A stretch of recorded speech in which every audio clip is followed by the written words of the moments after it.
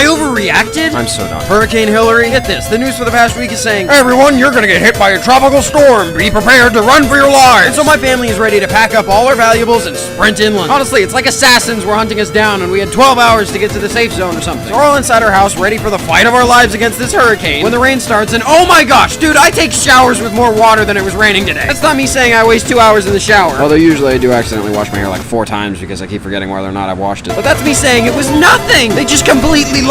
Normally news stations sugarcoat things or slightly over-exaggerate, but no, this was a flat-out lie. It's like they said, hey, prepare to die, you're getting hit by a car tomorrow. And then instead of an actual car, a 5-year-old rolls his Hot Wheels into your foot. So yeah, I'm fine and kind of annoyed. I'll see you tomorrow because